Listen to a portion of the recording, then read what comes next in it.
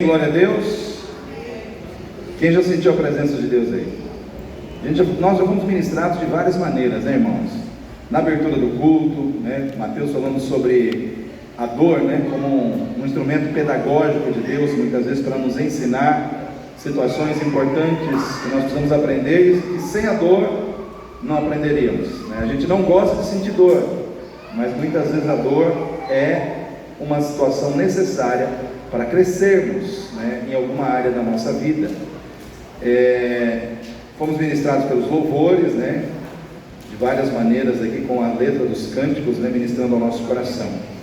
E agora, antes de estar ministrando a palavra, né, para que nós possamos partir para a parte final do culto, até agora nós entregamos a Deus, agora é Deus que vai entregar para nós aquilo que está no coração dele em relação à sua palavra. Quem quer receber aquilo que está no coração de Deus aí? Olha a Deus, muito bem. Então, abra o seu coração, né? Ajeita a sua poltrona, né? Fica aí certinho aí na sua poltrona, que daqui a pouco Deus vai falar com você. Nós temos aqui visitantes nessa noite. Para nós é uma grande alegria termos visitantes conosco. Então nós temos aqui o Vinícius e a Carol. Vou pedir para que o casal fique em pé. A Helena é a filha? Amém? Fique em pé só um pouquinho. Jackson e Guilherme também fiquem em pé, só um pouquinho. Vamos saudar os irmãos? Sejam bem-vindos em nome do Senhor Jesus. Deus abençoe a vida de vocês, podem se assentar. Jackson, eu visitei lá é Jardim Colômbia lá? Nova Lima. Vamos lá na Nova Lima visitar o Jackson. É uma situação difícil, né? E aí, como é que está? 100%? Você viu que Deus fez um milagre na sua vida, hein? Esse homem aqui foi um homem que eu visitei, que eu dei uma testemunho para a igreja aqui, que eu cheguei lá para ministrar a palavra, estourou um cano, né? A gente estava conversando, o cano d'água estourou e um monte de coisa começou a acontecer sobrenaturalmente, né? Mas Deus tinha um propósito na vida desse rapaz, né? E glória a Deus que ele atravessou a cidade, né? Para estar aqui conosco nessa noite. Então, irmãos, a gente tem que ir buscar e ministrar a palavra de Deus àqueles que precisam, né, do que Deus tem para entregar, seja cura, seja libertação. Então, na vida do Jackson, Deus fez não somente cura, mas libertação. Ele estava numa situação bastante difícil, havia uma situação espiritual sobre a vida dele. Eu lembro que eu também fui ungido no hospital, né, Jackson? Ele estava no hospital, ele me ligou: pastor, corre aqui, porque vão me operar, estão querendo te operar, né? Aí eu fui lá com óleo ungido, ungi ele e parece que não operou, né? Aí não operou. Então, por isso eu estou falando para os irmãos, Deus é tremendo, Deus faz, né? Então, se ele está aqui hoje, é porque houve um sobrenatural de Deus aí, na vida dele. Então, eu estou apenas dando esse testemunho rápido aqui, para os irmãos entenderem que Deus é fiel. Ele opera quando a gente crê, quando a gente se entrega, quando a gente abre o nosso coração para Ele. Ele é Deus sobre todas as coisas. O mundo está aí fora tentando negar a existência de Deus de tudo quanto é jeito. Mas nós temos que declarar a cada dia que Deus existe, Ele é real nas nossas vidas. Ele é real porque nós cremos nele, porque nós cremos na existência dele. É que nem aquela história, irmãos, de que numa cidadezinha pequena havia um pastor simples, humilde, e chegou lá um filósofo, um cientista, e ele começou a viver naquela cidade. Logo ele já se tornou ali um radialista da cidade, e ele era ateu, e ele começou a querer ensinar a todo mundo da cidade que Deus não existia, e ele desafiou ali qualquer pessoa de fé que quisesse em público mostrar para ele iria mostrar, provando pelos livros, pela filosofia, pela ciência, que Deus não existia, que Deus era apenas uma ideia na cabeça das pessoas. E o pastor aceitou o desafio. Eles foram para um estádio, juntou aquela multidão, praticamente toda a cidade se reuniu no estádio, e ele chegou lá e leu 1 hora e pouco de livros de ciência, de filosofia, para mostrar que Deus não existia. E o pastor, no cantinho dele, já de idade, chupando uma laranja, chupou a laranja, tudinho ali certinho, bonitinho. Aí chegou a vez do pastor, o pastor olhou para ele e falou: me responda, qual o gosto da laranja que eu estou chupando? Ele olhou para o pastor e falou: o senhor é meio doido, né? Eu não sei porque a laranja foi o senhor que chupou.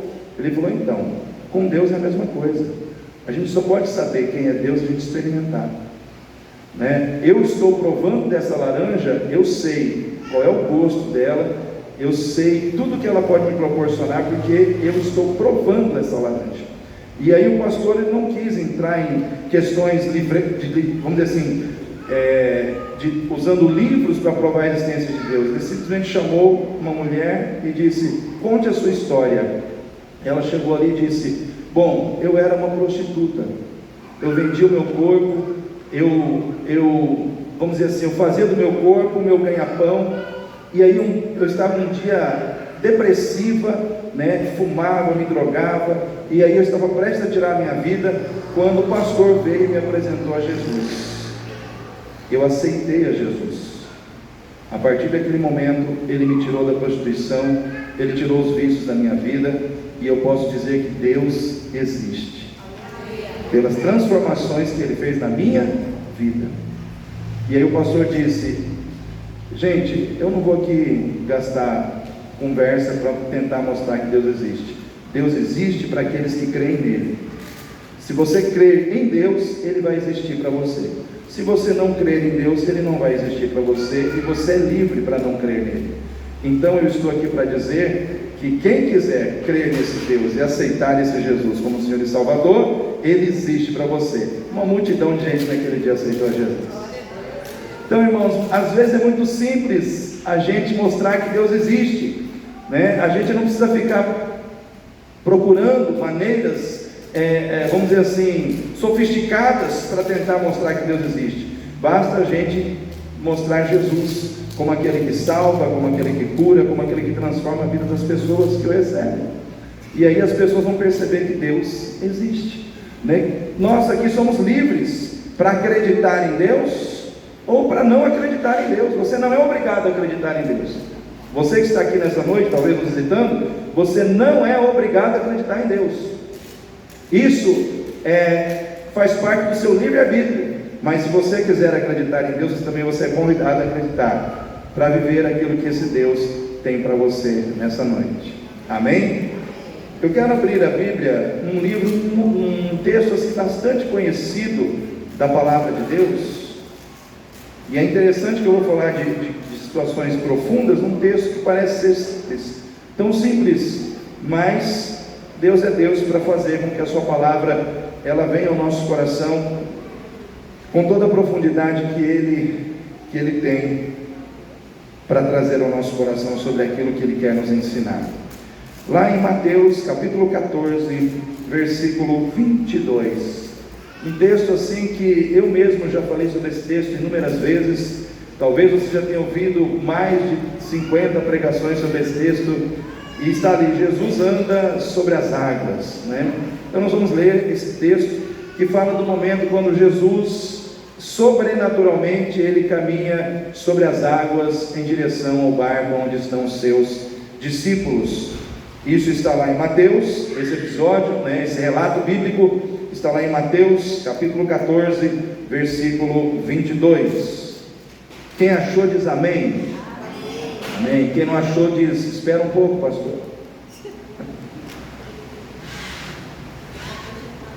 Ainda, irmãos, está projetado lá. Então, se você não achou, basta só você olhar ali no projetor que você vai ler. Então eu vou estar lendo aqui para os irmãos estarem aí meditando comigo na palavra de Deus. E logo ordenou Jesus que os seus discípulos entrassem no barco e fossem adiante para o outro lado, enquanto despedia a multidão. E despedida a multidão, subiu ao monte para orar à parte. E chegada já tarde, estava ele ali só. E o barco estava já no meio do mar, açoitado pelas ondas, porque o vento era contrário. Mas à quarta vigília da noite, dirigiu-se Jesus para eles, andando por cima do mar. E os discípulos, vendo andando sobre o mar, assustaram-se, dizendo: é um fantasma, e gritaram com medo. Jesus, porém, lhes falou logo, dizendo: tende bom ânimo, sou eu, não temais. E respondeu-lhe Pedro e disse: Senhor, se és tu, manda-me ir ter contigo por cima das águas. E ele disse: vem. E Pedro, descendo do barco, andou sobre as águas para ir ter com Jesus. Mas sentindo o vento forte, teve medo, e começando a ir para o fundo, clamou dizendo: Senhor, salva-me. E logo Jesus, estendendo a mão, segurou-o e disse-lhe: Homem de pequena fé, por que duvidaste? E quando subiram para o barco, acalmou o vento. Então aproximaram-se os que estavam no barco e adoraram-no, dizendo: És verdadeiramente o Filho de Deus. Amém, igreja? Queridos, nós vamos pensar aqui hoje sobre contrariedades da vida e princípios, né? Irmãos, o nosso Deus é um Deus de princípios? Sim ou não? Vou fazer perguntas para vocês hoje. Existe algo, essa pergunta eu já fiz, existe algo maior do que o poder de Deus? Tem certeza disso? E se eu disser que existe? Aí você vai falar: mas o que, pastor? Como, pastor? Existe algo maior do que o poder de Deus. Sabe o que é? O caráter de Deus.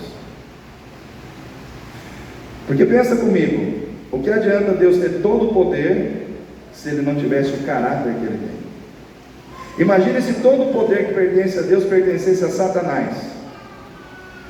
O que será que aconteceria? Como é que estaria o mundo hoje, hein, Jorge? Pior ainda, né? Muito pior, né?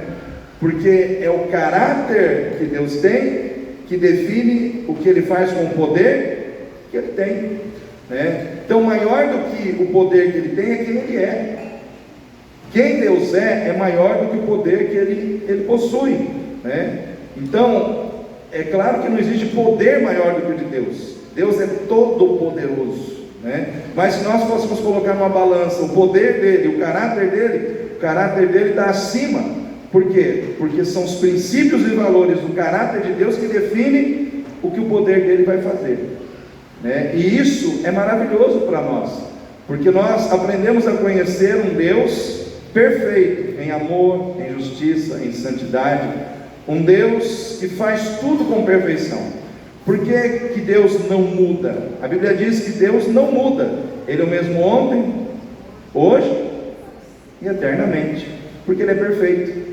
Se Ele precisasse mudar, Ele não era perfeito. Então isso quer dizer o seguinte, que Deus nunca vai ser pego de surpresa. Nunca vai aparecer uma situação que assim, diante de Deus, meu Deus, meu eu mesmo, né? Como que eu vou resolver isso? Né? Fui pego de surpresa. Não, irmãos, Deus nunca é pego de surpresa. Por quê? Porque Ele tem o conhecimento pleno e total do que vai acontecer amanhã, do que vai acontecer no futuro, do que já aconteceu, do que está acontecendo. Ele vê tudo num olhar só. Como entender um ser assim, né? Então, Deus é um Deus de princípios, né? Ele é um Deus de princípios, e porque Ele é um Deus de princípios, Ele é perfeito no exercício dos seus princípios, nós podemos descansar pelo fato de servirmos a um Deus que é perfeitamente bom, que é perfeitamente amoroso, que é perfeitamente justo. Amém? Outra pergunta: existe algo que Deus não possa fazer? Agora todo mundo vai ficar com isso responder. Existe algo que Deus não possa fazer? Existe. Hã? E também acontece assim, que Deus não é homem para mentir, nem filho do homem para se arrepender. Então só aí a gente já entende que Deus não mente. Sim ou não, irmãos? Deus não pode mentir, né? Ele não pode mentir, Ele não pode contrariar a verdade. E outra coisa que Deus não pode fazer é salvar o ser humano de uma forma diferente que não seja através de Jesus. Sim ou não? Porque se Ele salvar o ser humano que não aceitou Jesus como Salvador, Ele está quebrando a verdade sobre a salvação. Então os irmãos conseguem entender que Deus é um ser completamente absoluto, Ele é livre, Ele pode fazer o que Ele quiser, porque imagina, Ele tem todo o poder. Imagina, irmão, um ser que tem todo o poder. Esquece esses seres da Marvel aí, que o pessoal inventa, né? Isso não é nada diante de Deus. Deus, Ele pode fazer tudo que Ele quiser, Ele pode fazer, mas Ele se limita em função dos seus princípios. Eu não posso fazer isso porque senão eu vou quebrar o princípio da verdade. Eu não posso fazer isso porque senão eu vou ser injusto. Então Deus, olha só, a grandeza do valor que Deus dá aos princípios e aos valores morais e espirituais que devem reger até mesmo Ele, até mesmo o próprio Deus. E hoje a gente vive num mundo que a gente vê assim, de um lado nós vemos o homem um ser humano extremamente competente intelectualmente falando em relação à questão da tecnologia, da ciência, da informática. Nós temos inteligência artificial hoje, irmãos. Isso era quase que inimaginável um tempo atrás, né? Inteligência artificial. Você tem carro hoje que anda sozinho. Você já viu um carro que não precisa de gente, né? Ele é programado lá, ele não tem motorista, né? Tudo isso mostra que o ser humano ele tem uma capacidade intelectual extremamente avançada. Então nós vemos um ser humano hoje moderno, contemporâneo, extremamente competente na questão intelectual, principalmente nas questões tecnológicas, científicas, etc. Mas quando a gente olha para o ser humano na parte moral e espiritual, a gente vê um ser humano decaído. Um ser humano que é extremamente competente intelectualmente, mas muitas vezes não tem competência para manter um casamento.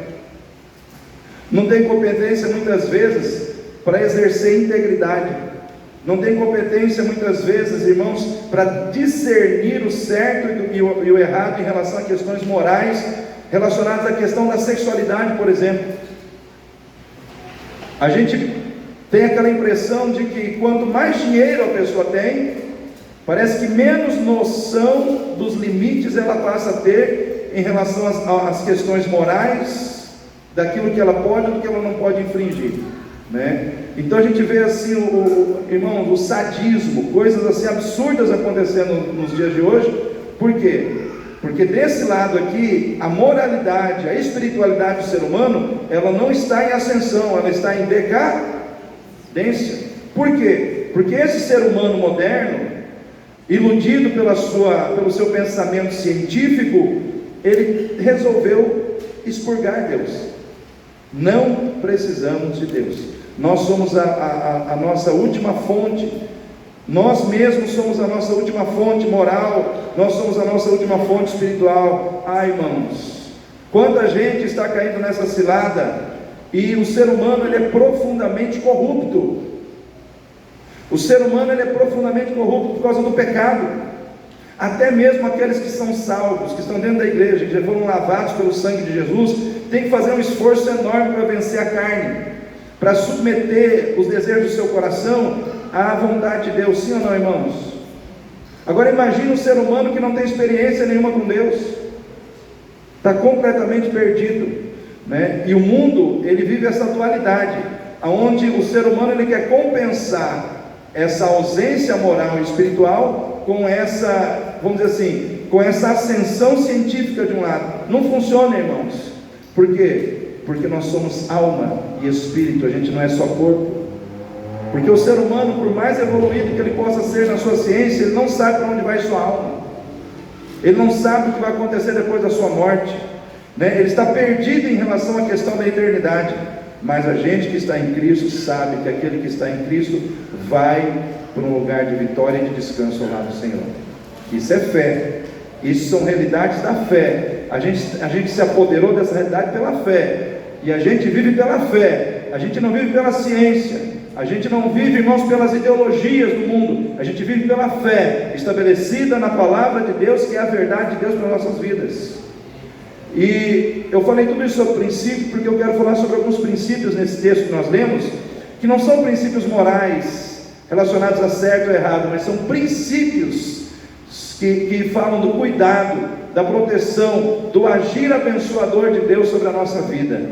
Quem crê que Deus é um Deus que tem princípios, e dentro dessa questão Ele trabalha para nos abençoar. Quem quer ser abençoado em 2025?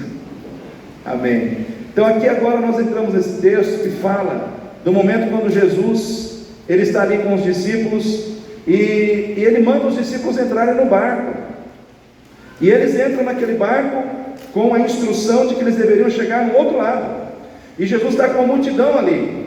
E Jesus fica com aquela multidão um tempo. E depois que ele ora pela multidão, ele vai buscar o Pai. Ele vai ficar na presença do Pai. Ele vai orar em particular com Deus, o Pai. Só que essa oração de Jesus com o Pai não é assim, 1 hora, meia hora. Irmãos, era tarde, período da tarde, do dia. Jesus foi orar. A Bíblia diz que ele ficou orando até a 4ª vigília da noite. 4ª vigília da noite quer dizer que, você tem que entender isso, a noite tem 4 vigílias, cada uma delas são de 3 horas, das 6 horas da tarde, ou das 18 horas da tarde, às 9, primeira vigília, das 9 às 12, segunda vigília, da meia-noite às 3, terceira vigília, e das 3 às 6, 4ª vigília da noite. Chegamos na 4ª vigília da noite. Nesse momento, Jesus decide que ele vai até o barco caminhando sobre as águas, né? Ele decide, simplesmente ele decide: eu vou caminhar sobre as águas, porque ele é Deus para fazer isso. Ele é Deus para andar sobre as águas. Nós falamos agora há pouco, irmãos, que Deus é todo poderoso. Ele pode todas as coisas, e ele podia caminhar sobre as águas, e ele quis naquele dia caminhar sobre as águas. Ele quis caminhar em direção aos seus discípulos, e os discípulos, quando viram ele na 4ª vigília da noite, diz a palavra de Deus que os ventos eram favoráveis, contrários. E por isso eu estou falando de contrariedades, porque o vento era contrário. Os discípulos, eles queriam ir para uma direção, o vento mandava eles para outra, porque naquela época não tinha barco a motor, irmãos. Não tinha barco com motor de gasolina, ou era na vela ou era no remo. Então, se você está num barco que tem vela, se o vento não está favorável a você, o vento vai bater na vela e vai mandar você para trás. Você rema, dá 2 remadas para frente e o vento te manda 3 remadas para trás. Então era mais ou menos isso que estava acontecendo. Eles estavam ali enfrentando a contrariedade do mar. Mas em meio às contrariedades daquele dia, daquela noite, em que eles estavam ali naquele alto mar, Jesus estava caminhando em direção a eles.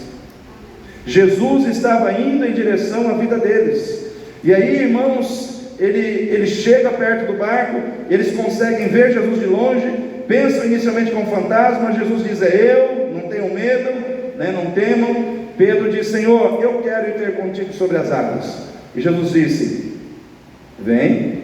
Pedro então pula sobre as águas, e para o espanto dele mesmo, e acredito que dos outros, Pedro também começa a andar sobre as águas, até que ele tira os olhos de Jesus, começa a olhar para o vento, para a escuridão. Imagina, irmãos, deveria estar escuro demais ali, né? Ele começa a olhar para as circunstâncias, ele começa a afundar, e naquele momento ele clama por socorro. Jesus chega e diz: homem de pouca fé, por que duvidaste? Jesus o levanta e leva ele em segurança ao barco. Eu quero nessa noite trabalhar com vocês alguns princípios que esse texto nos revela, irmãos. E o primeiro princípio que esse texto nos revela, grave bem isso no seu coração, é o princípio da autoridade soberana de Deus sobre todas as coisas. Deus é soberano. Deus governa sobre tudo e sobre todos. Lá em Isaías 43:13 diz assim: ainda antes que houvesse dia, eu sou, e ninguém há que possa fazer escapar das minhas mãos. Agindo eu, quem impedirá? É uma pergunta retórica que Deus faz para Ele mesmo responder, que quando Ele opera, nada, nem ninguém pode impedir. Que antes que houvesse, irmãos, dia, antes que houvesse criação, Ele já existia. Ele é soberano sobre todas as coisas. Ele tem domínio sobre tudo que está à nossa volta. Ele tem domínio sobre as circunstâncias climáticas que nos cercam. Ele tem domínio, irmãos, sobre as questões circunstanciais da nossa vida. Ele tem domínio sobre tudo que está nos cercando hoje, amanhã e sempre. Ele governa sobre todas as coisas. E às vezes Preste atenção no que eu vou dizer para você nessa noite. Às vezes Deus permite que você entre em situações de contrariedade.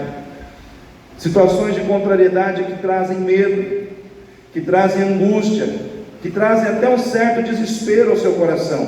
Porque era exatamente assim que os discípulos estavam ali no meio do mar, com medo, né? Eles estavam ali, irmãos, angustiados, porque o vento era contrário, as situações eram contrárias, e eles estavam passando por aquela situação de vento contrário, de contrariedade, sentindo talvez medo, sentindo talvez desespero, e o Senhor permitiu aquela situação, sabe por quê? Para mostrar aos seus discípulos que Ele tem controle sobre as questões que trazem medo, angústia e insegurança no nosso coração. Eu quero dizer para você nessa noite, querido, todas as situações da sua vida que tem colocado alguma angústia, que tem colocado algum tipo de medo dentro de você, que tem colocado algum tipo de insegurança dentro da sua vida, todas elas estão debaixo do controle de Deus. Todas elas estão debaixo do controle do Senhor. Deus controla sobre todas essas situações, porque Ele é soberano. A palavra de Deus nos revela que Ele é soberano, e Ele controla sobre essas situações que muitas vezes metem medo na gente, essas situações que às vezes trazem angústia ao nosso coração. Ele tem domínio sobre todas elas. Amém, queridos? A Bíblia diz que Jesus estava caminhando sobre as águas, ou seja, todas aquelas situações que aparentemente podiam destruir o barco dos discípulos, podiam destruir ali a sua embarcação e atingir as suas vidas, todas elas estavam debaixo dos pés de Jesus. Em outras palavras, tudo aquilo que mete medo em você já está debaixo dos pés de Jesus. Tudo aquilo que se levanta contra a sua vida para te atingir já está debaixo dos pés de Jesus. Tudo aquilo que se levanta de uma maneira para ir contra você já está debaixo dos pés de Jesus. Você precisa apenas confiar nele. Pastor, como é que vai ser 2025? Não sei, irmãos. A gente só tem prognósticos. Mas eu quero dizer uma coisa para você. Pode ser que em 2025 venham situações contra a sua vida que vão colocar medo no seu coração. Talvez em 2025 virão situações sobre a sua vida que vão trazer algum tipo de insegurança no seu coração. Talvez em 2025 virão algumas situações que possam até trazer algum tipo de desespero ao teu coração. E se elas vierem, fique em paz, porque o Senhor já tem controle sobre todas elas. Eu já estou profetizando isso na sua vida. Eu não estou dizendo para você que 2025 vai ser um mar de rosas, porque você é crente, porque você está na igreja. Nada de ruim, nada de desesperador vai acontecer com você. Se eu estivesse dizendo isso para você, era mentira. Pode ser sim que 2025 venham situações difíceis, venham contrariedades sobre você, mas você precisa estar firme na certeza de que assim como existem contrariedades, também existe Jesus na sua vida, e Ele prevalece sobre as questões que muitas vezes se levantam contra nós. Ele prevaleceu naquele dia, naquele mar, diante dos seus discípulos, e é isso que Ele quer dizer para mim e para você nessa noite, que assim como Ele cuidou dos seus discípulos naquela época, Ele vai cuidar do Jorge hoje, Ele vai cuidar da Sandra hoje, Ele vai cuidar do Alessandro hoje, Ele vai cuidar da Igreja Batista Itatiaia hoje. Ele não muda. Irmãos, muitas vezes as situações de contrariedade servem para revelar a soberania de Deus sobre as questões que muitas vezes nós não temos controle algum sobre elas. Muitas vezes o Senhor nos leva diante de situações sobre as quais nós não temos controle algum, para mostrar que aonde a gente não tem controle, Ele tem. Vou repetir, para mostrar que aonde nós não temos controle, Ele tem o controle. Quando Ele tirou o povo do Egito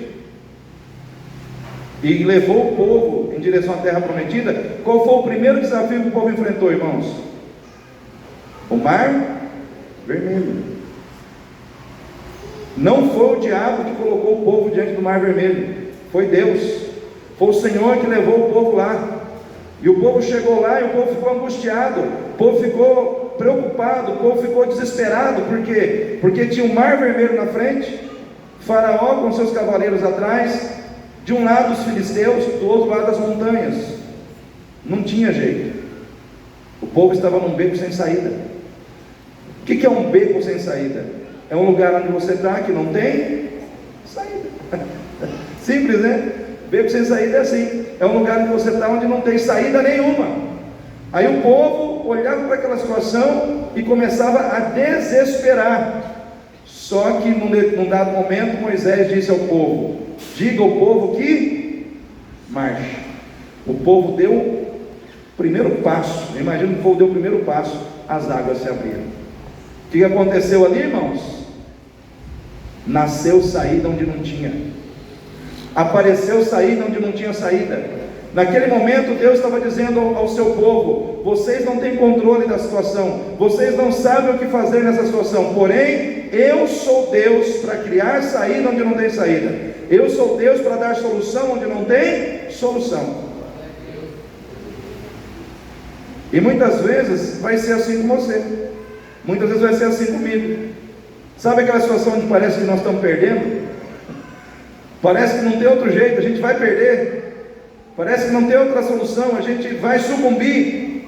Aí de repente chega a vitória. Por quê? Porque nós temos um Deus que é soberano. Nós temos um Deus que é soberano. Nós não podemos esquecer o princípio da soberania de Deus. Ele controla sobre todas as coisas.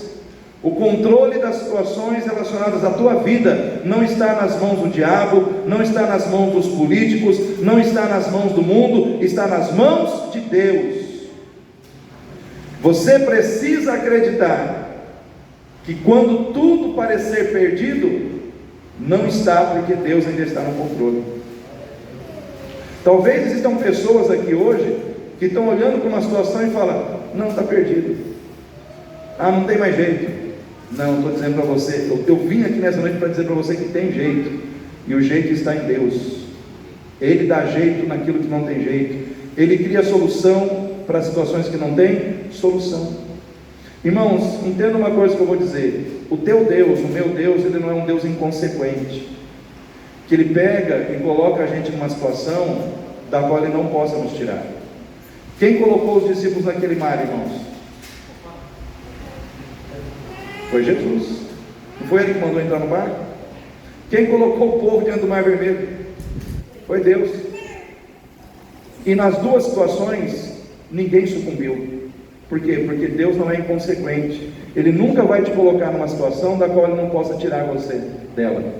Ele nunca vai te levar a um lugar onde Ele não possa estar com você.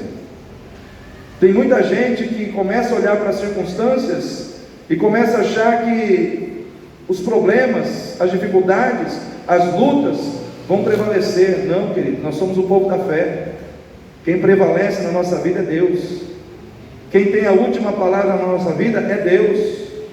É Ele que vai definir as coisas, porque existe um princípio que não se quebra. É o princípio da soberania de Deus sobre todas as coisas. Ele é soberano, Ele governa sobre todas as coisas, e Ele trabalha por aqueles que nele esperam.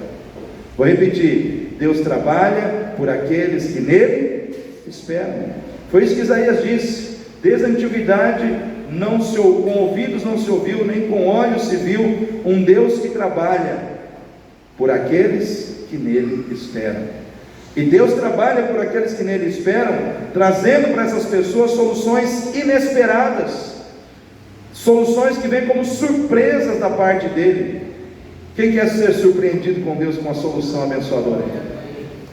Você pode, em nome de Jesus. Irmãos, eu me lembro de Pedro, depois de uma noite inteira pescando, tentando pescar, fez tudo certo, pescou de noite, mas não pegou nada, nem gripe, não pegou nada. Aí chega de manhã, cansado, Jesus diz: entra no barco. E aí ele falou: Senhor, pescamos a noite inteira. Ele, em outras palavras, dizendo: Senhor, eu estou cansado, não pegamos nada. Jesus diz: entra no barco e lance as redes.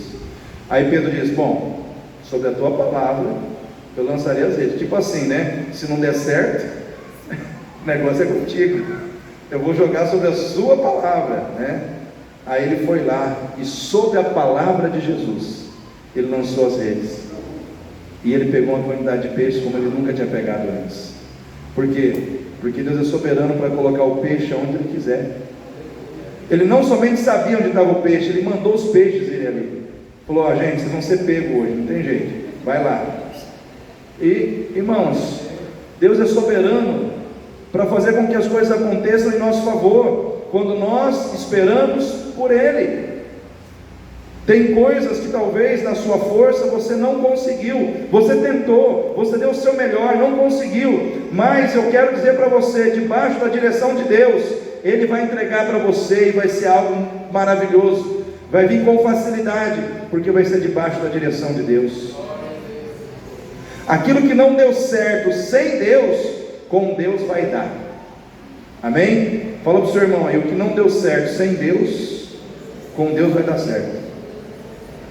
Vai dar certo, irmão. Tem muito casamento que sem Deus não deu certo. Mas se o casal colocar Deus no meio, vai dar certo, né? Tem muitas situações que não deram certo porque Deus não estava no negócio. Mas com Deus as coisas se acertam. Com Deus o que não dava certo vai dar, em nome de Jesus. Então, entenda, o primeiro princípio aqui é o princípio da autoridade soberana de Deus sobre todas as coisas. Deus governa soberanamente em função daqueles que o servem. Então, existe um Deus soberano que hoje está trabalhando para abençoar você. Tem um texto que diz assim: todas as coisas concorrem para o bem daqueles que amam a Deus. Todas as coisas, irmãos, não é algumas, é todas. Todas as coisas concorrem para o bem daqueles que amam a Deus, aqueles que são chamados segundo os seus propósitos. Então você foi chamado em Cristo Jesus para viver um propósito de salvação. Todas as coisas concorrem para o teu bem. Basta você ficar firme no Senhor. Amém, igreja? O segundo princípio que esse texto nos revela é o princípio da cumplicidade que há entre Deus e aqueles que o servem em função da fé e do amor. Eu quero dizer uma coisa para você nessa noite: Deus é teu cúmplice quando você tem fé nele e o ama. O amor e a fé criam cumplicidade entre Deus e o ser humano. Jesus, irmãos, Ele ensina aos seus discípulos que aqueles que carregam a mesma fé e desfrutam do mesmo amor, eles, pelo princípio da cumplicidade, eles vão caminhar juntos, e eles vão estar juntos em situações que um vai precisar do outro. Tipo assim, Jesus estava dizendo: assim como vocês se tornaram cúmplices de Deus e de mim pela fé e por amor, vocês se tornaram cúmplices da obra que eu estou fazendo, dessa obra de cura, de salvação, de restauração que eu estou fazendo, eu também sou cúmplice de vocês nas suas necessidades, nas suas dificuldades. Os discípulos começaram enfrentando as contrariedades sozinhos, mas eles não terminaram sozinhos. Jesus foi ao encontro deles. A cumplicidade determina, irmãos, que a gente não fique só no meio das nossas lutas, no meio das nossas dificuldades. A cumplicidade determina que o Senhor esteja conosco, que o Senhor esteja ao nosso lado no momento que nós precisarmos dele. Jesus recebeu muitos títulos, irmãos, messiânicos: filho de Davi, né? O Messias, enfim. Mas tem um que a gente quase não fala, que é Emanuel, que significa Deus conosco. Deus conosco sempre.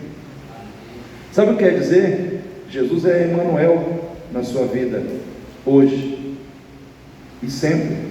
Quer dizer que hoje Jesus está com você, amanhã Jesus vai estar com você de novo, e depois de amanhã, outra vez, e daqui uma semana também. Ou seja, sempre Jesus vai estar com você. Venham as lutas, venham as contrariedades, venham as dificuldades, Jesus vai estar contigo. Jesus vai estar ao teu lado, Ele vai te ajudar a enfrentar os problemas. Irmãos, não é porque somos crentes que Deus vai impedir que os problemas cheguem.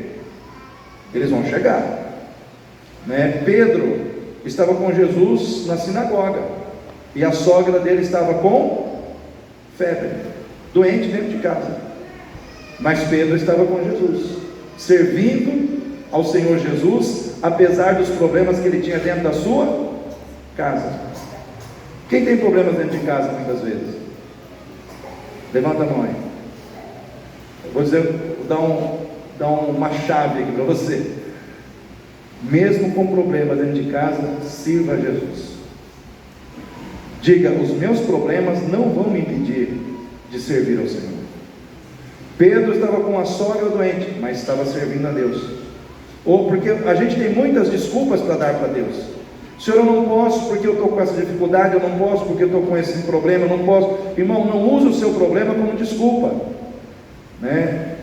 Todos nós temos problemas. Se nós fôssemos olhar para os problemas e só para os problemas, a gente para. Problema todo mundo tem, mas com Jesus a gente consegue avançar apesar dos problemas que a gente tem. Então Pedro estava com a sogra doente, e Jesus, ele estava com Jesus lá na sinagoga. Só que quando ele sai da sinagoga, Jesus vai com ele para a sua casa. Sabe o que vai acontecer quando você sair daqui? Sabe quem vai com você para a sua casa? Jesus. Você não está só aqui servindo a Jesus, estando com Jesus aqui. Quando você sair daqui, Ele vai com você para lá. E quando Ele chegar na sua casa, os problemas que estão lá, Ele vai cuidar. Por quê? Porque a cumplicidade gera solidariedade. Cumplicidade gera compromisso com o problema do outro. Jesus tem compromisso com você em relação aos problemas que você precisa resolver. Irmão, Jesus não precisava ajudar ninguém a pescar, sim ou não? Ele não veio para isso, mas ele ajudou Pedro a pescar.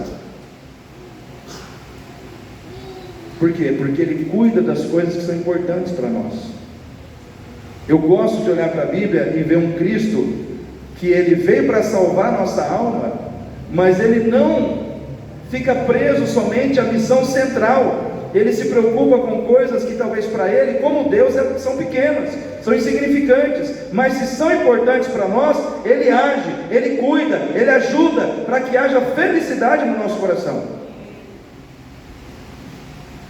Pode ser insignificante para ele, mas se para você é importante, ele faz. Ele trabalha na sua vida porque Ele te ama, porque Ele é cúmplice em função de fé e em função de amor. De fé e de amor, Ele é cúmplice daqueles que o servem. O Senhor mandou os discípulos para o mar, mas com certeza Ele já tinha planejado que Ele iria até lá depois. Ele já tinha criado um plano para estar com seus discípulos, porque Ele sabia que eles estariam enfrentando aquele vento contrário. Eu quero dizer para você, querido, sempre quando o Senhor te colocar diante de uma situação que possa gerar algum tipo de preocupação no teu coração, Ele já criou um plano para te ajudar lá na frente. Você só não pode fugir. Permaneça onde você está. Permaneça aonde Ele te mandou estar, porque ali Ele vai te abençoar. Permaneça aonde Ele te mandou estar. Jesus mandou os discípulos estarem no barco. Permaneça onde Ele te mandou estar. Se Ele te mandou estar na igreja Batista Itatiaia, o barco é esse. Amém? Vou mudar de igreja, porque o pastor fala muito alto. Vou mudar de igreja, porque o pessoal do louvor canta assim. Vou mudar de igreja, porque ninguém me cumprimenta. Vou mudar de igreja. Aí você muda e a bênção chega onde você deveria estar. Porque você tem que estar onde Jesus mandou você estar, irmão. Pode não ser o melhor lugar do mundo, pode ser um ambiente complexo até, mas se é ali que Ele vai te abençoar, fica ali, porque a bênção vai vir onde você está. É que nem aquela história da Arca de Noé.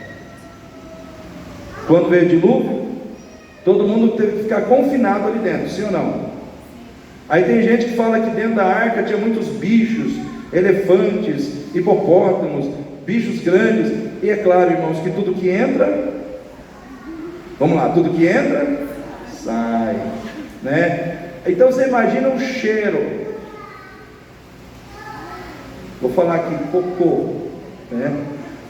Cocô de vaca, cocô de elefante, cocô de ave, cocô disso, cocô daquilo. Agora você imagina, o cheiro era bom? Pode ser que em muitos momentos o cheiro de cocô fez muita gente dentro falar: nossa, queria tanto estar num outro lugar, queria tanto estar num lugar mais cheirando boticário, né? Cheirando tantas coisas mais cheirosas. Mas é aquela história, eles tinham que suportar o mau cheiro, porque lá dentro, por mais que tivesse mau cheiro, tinha vida, e lá fora tinha morte.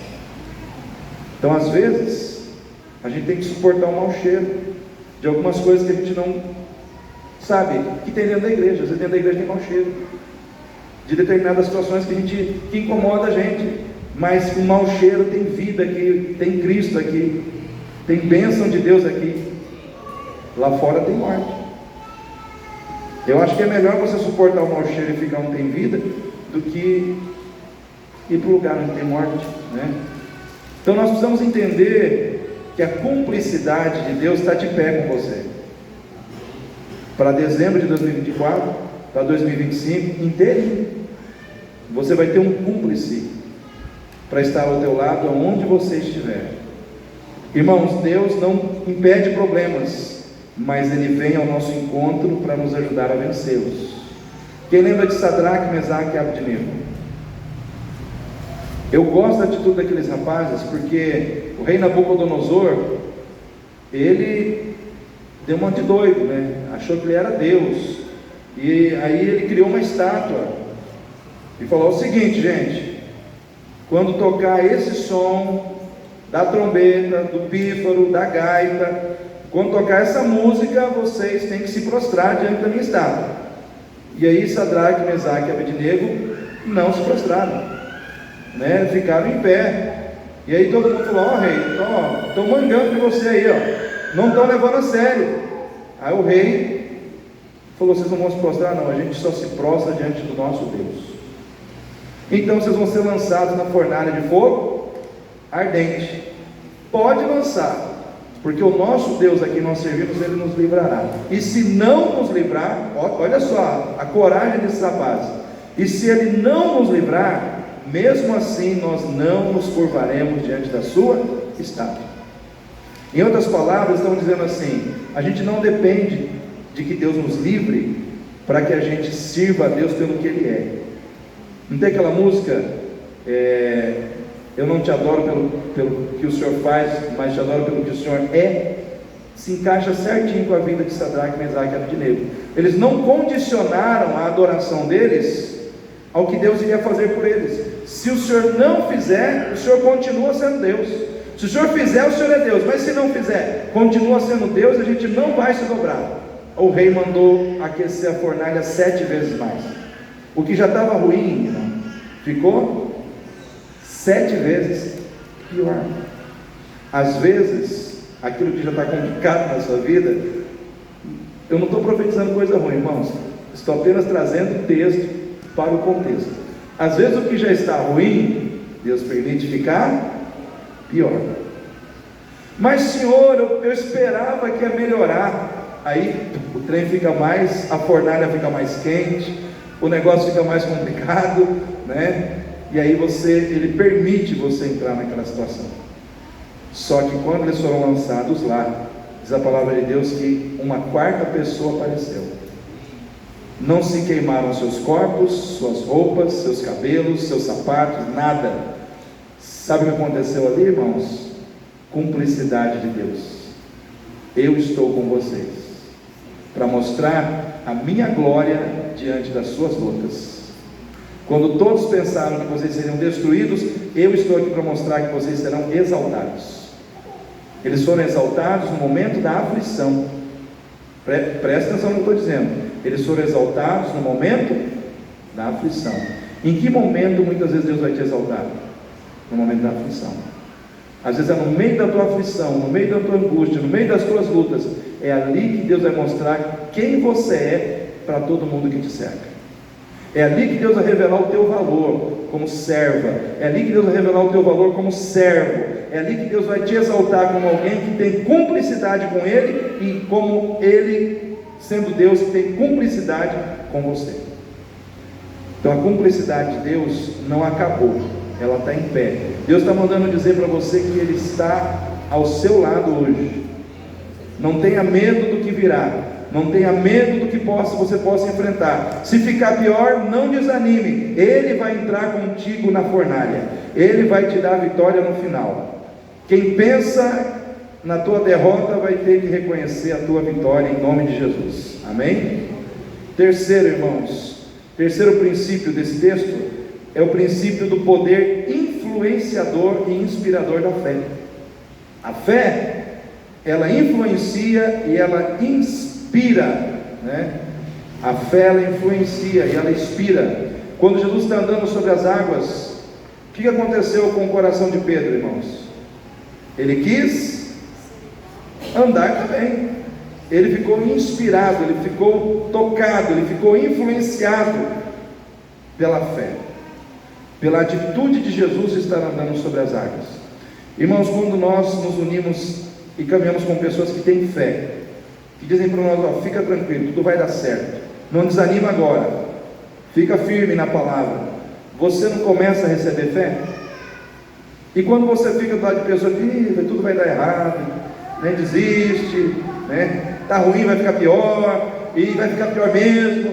E quando você fica do lado dessas pessoas, o que acontece? Você também é tentado a achar que de repente a coisa o caldo vai entornar mesmo, né? Por quê? Porque nós somos influenciados ou pela fé ou pela incredulidade, irmãos. Então a fé, ela influencia para que nós possamos caminhar em direção ao sobrenatural de Deus, para que nós possamos provar situações de Deus que não podem ser provadas se nós não tivermos fé. Somente Pedro andou sobre as águas, sim ou não? Os outros ficaram no barco, porque eles tiveram fé. Eles não tiveram fé para se lançar no mar. Pedro teve. Então tem muitas situações que para você provar, você vai ter que fazer diferente do que os outros estão fazendo em relação ao propósito de crer. Você vai ter que crer quando todo mundo não está crendo. Você vai ter que acreditar que é possível quando todo mundo achar que é impossível. Aí o que acontece? Eles vão ficar no impossível e você vai viver o possível de Deus. Por quê? Porque você creu. Então a fé, ela influencia. Esse princípio, ele está estabelecido sobre a crença de que o mesmo poder que está sobre Jesus está sobre as nossas vidas, para podermos fazer o que Jesus faz. Foi isso que entrou no coração de Pedro. Se Jesus está andando, eu vou andar também. Se Jesus está caminhando sobre as águas, eu vou caminhar também. Jesus diz: aquele que crer em mim fará as obras que eu faço, e fará maiores do que essas. Ele diz: essas coisas vos digo para que em mim tenhais paz. No mundo tereis aflições, mas tende bom ânimo, eu venci o que, irmãos? O mundo. Se Jesus venceu o mundo, presta atenção, e você está em Cristo e Cristo está em você, você também pode vencer. Você pode vencer o mundo, você pode vencer o pecado, você pode vencer as tentações, você pode vencer aquela disposição de dar as costas para as pessoas que te decepcionaram. Você pode vencer no sentido de continuar amando e se esforçando e se sacrificando por pessoas que em algum momento deixaram de te ajudar. Por quê? Porque Jesus venceu desse jeito. Então o poder que estava sobre ele também está sobre você, para você fazer o que Jesus faz.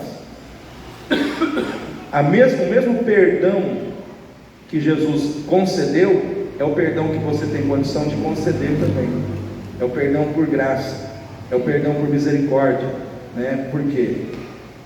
Porque a fé influencia você a fazer o que Jesus fez. Amém? Caminhando para o final, irmãos, quarto princípio é o princípio da honra que Deus tem em cumprir a sua palavra na vida dos seus servos. Deus tem um princípio, irmãos: fazer da sua palavra uma realidade na sua vida. Tudo que Deus disse, Ele quer que se cumpra na sua vida. Por isso está escrito lá em Isaías 55:11: assim também ocorre com a palavra que sai da minha boca. Ela não voltará para mim vazia, mas fará o que desejo e atingirá o propósito para o qual a enviei. Em outras palavras, o Senhor está dizendo: a minha palavra não ficará sem fruto. Uma vez lançada, ela vai frutificar. Deus quer cumprir a palavra dele na sua vida. Ele quer que a palavra dele se transforme em realidade na sua vida. Então, se Ele diz que você deve lançar sobre Ele toda a sua ansiedade, porque Ele tem cuidado de vós, pode lançar, que Ele vai cuidar de você. Ele vai cuidar da sua vida. Se Ele diz que pelas suas pisaduras, você foi sarado, quem acredita que pelas pisaduras de Jesus nós somos sarados? Ele vai trabalhar para que você receba cura em cima do sacrifício que Ele fez. Porque está dito, irmãos, que pelas suas pisaduras eu e você fomos sarados. Então Ele vai trabalhar para que você seja sarado, para que você seja sarada, com base no sacrifício que Ele fez por você na cruz. Então nós precisamos tomar posse da palavra. Pedro, ele não agiu no escuro. Ele disse: Senhor, eu quero ir. Jesus disse: vem. Em cima daquele vem de Jesus, Pedro deu passos, e ele conseguiu realizar o que ele queria, que era andar sobre as águas. Mas tinha uma palavra como base. Então essa palavra aqui, ela é a base da nossa vida. Nós temos que andar em cima dela. Nós temos que dar passos de fé em cima dessa palavra. 2025, se você quer realmente vivenciar algo de Deus que você não vivenciou em 2024, você tem que ter coragem de dar passos sobre a palavra de Deus. O que Ele disse para você, você tem que crer. O Senhor é meu pastor e nada me faltará. Senhor, o Senhor disse que o Senhor é meu pastor, nada me faltará. Então, Senhor, não me deixa faltar. Não deixa faltar na minha casa, nos meus filhos. Não deixa faltar, porque eu creio na sua palavra. Sobre a sua palavra lançarei as redes. O que aconteceu? Bênção veio. Então a palavra de Deus, irmãos, Deus tem um compromisso em honrar o cumprimento da palavra dele nas nossas vidas. Se você confiar na palavra, se você crer na palavra, ela vai se cumprir na sua vida. Quando eu estou em batalha espiritual, muitas vezes eu tenho dificuldade para dormir. Eu já disse isso para a igreja, mas eu gosto de repetir, para entrar na mente dos irmãos. Eu vou lá no Salmo 91, que diz assim: aquele que habita no esconderijo do Altíssimo, a sombra do Onipotente, descansar.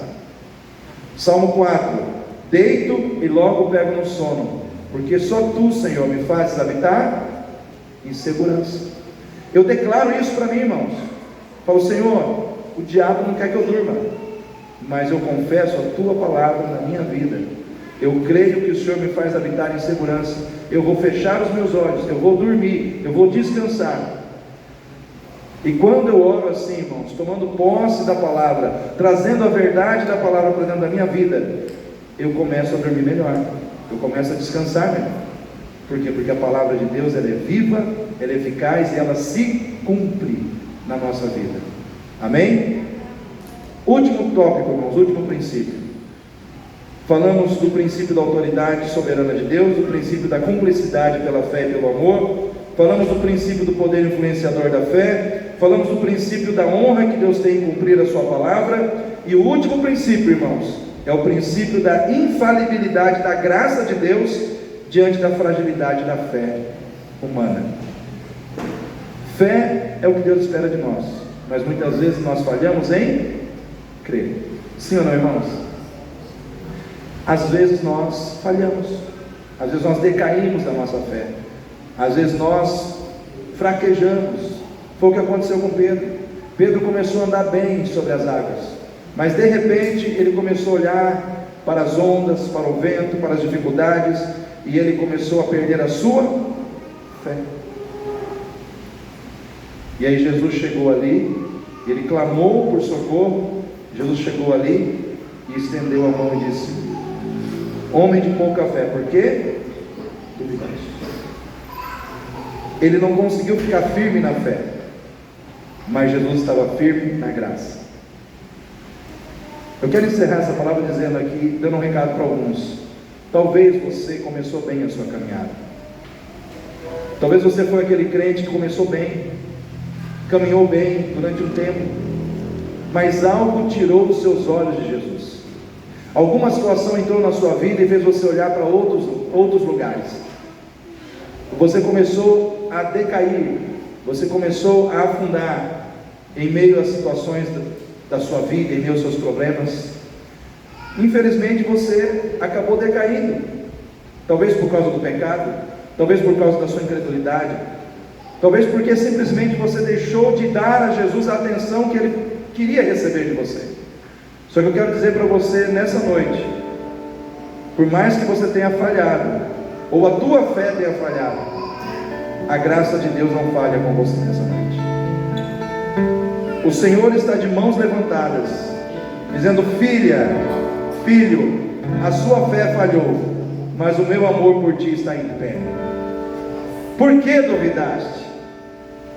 Mas eu estou aqui para te levantar, eu estou aqui para segurar a tua mão, eu estou aqui para te levantar de novo, eu estou aqui para te colocar em pé, eu estou aqui para te levar de volta para o barco, eu estou aqui para reestruturar a sua vida de novo. Porque ainda que a sua fé falhe, a minha graça não falhará. A graça de Deus não falha para com aqueles que com humildade, com um coração sincero e arrependido, dizem: Senhor, me socorre, me ajuda, porque eu estou sem forças, a minha fé se esgotou, as minhas forças foram embora, mas eu creio que o Senhor é meu socorro, eu creio que o Senhor é meu socorro. Socorre-me, Deus, e Ele vai te socorrer. Nessa noite, eu não sei como está a sua vida, eu não sei como está a sua fé, eu não sei se você está firme, se você não está, mas uma coisa eu sei: o Senhor da graça está aqui. Então, se você quiser, eu quero orar por você. Se você quiser, eu quero orar por você. Fique em pé nesse momento, igreja. E se alguém nessa noite recebeu essa mensagem no seu coração e entendeu que precisa